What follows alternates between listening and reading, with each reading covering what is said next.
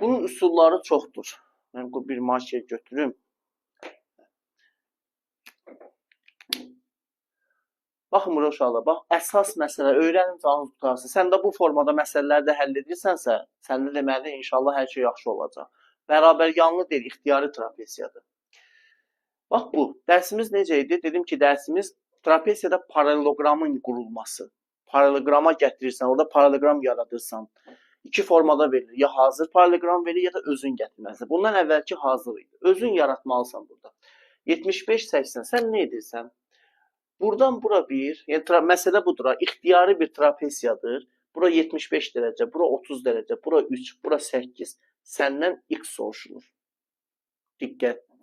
Sən burada nə edirsən? Paralel çəkirsən. Bax, bu C-dən AD-yə bir paralel indir. Paralel endir yox, paralel çək. Nə paralel endir? Bura təzə çıxır. Bir CM, yəni CM həlli. CM paraleldir. CM paraleldir AD. Bunun sənə xeyri var ki, sən həndəsə məsələlərində artıq əlavə qurmaları da yaza bilirsən. Fikrim çatdı. CM paraleldir AD çək. Çəkə bilərik də. Bayaqları dedik da hər dəfə deməkdir uşaqlar. Bu fiqur nə olur? Paraleloqram. Razısınız məndən? Qarşı tərəflər paraleldir. Niyə? Buradan bura paralel çəkmirsən buna. Bu bir paralel.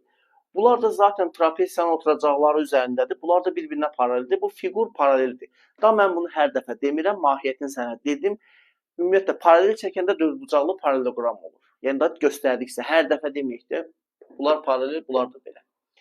Uşaqlar, bu paraleldir. Bunlar bildik. Növbəti işin nədir? Bura 75-dirsə, bu düz xətlər paraleldir axı. Bu düz xətlər paraleldir. Bura uyğun bucaqlardır. Burada olur 75. Razısınız məndən? Uyğun bucaqlardır da bura. Bax, paralel düz xətlər, bunlar da uyğun bucaqlardır. Uyğun bucaqlar da bir-birinə bərabərdir paralel düz xətlərdə. 75, burada oldu 75. İndi gəlin bu bucağı tapaq. Üç bucaqda iki bucaq verildikdə, üçüncü bucaq necə tapılır? 180-dən çıxırıq, digər iki bucağın cəmiyə bu bucaq. 180 dərəcə minus, bu ikisinin cəmi 30 dərəcə, üstə gəl 75 dərəcə. Bu da bərabər 180 dərəcə minus 105. Çıxsaq, bu da bizə verdi 75 dərəcə. Aha, nəsə qəşəng bir şey alınır. 75 dərəcə. Bura 75-dirsə, bura da 75-dir. Aydın oldu. Göstərdik. Bərabər yanlı üç bucaqdır. Çünki bərabər yanlı üç bucağın əlamətidir. İki bucağı bərabər olan üç bucaq bərabər yanlıdır. Fikrim çatdı. Bu bərabər yanlı üç bucağın əlamətidir. 75-75. Onda bu hissə bu hissəyə bərabərdir. MB CB-yə bərabərdir. Bura 8-dirsə, burada 8-dir. MB-ni tapdıq. Digər tərəfdən AM nəyə bərabər olar? Uşaqlar, rəy yerinə yazın, istəyirəm sizi işlədim. Beyin işləsin. AM nəyə bərabər olar? Sizin müzakirələrinizlə birlikdə. Rəy yerinə yazın hələ. AM nə qədərdir bizdə? Cavab bildik mi? AM nə qədərdir?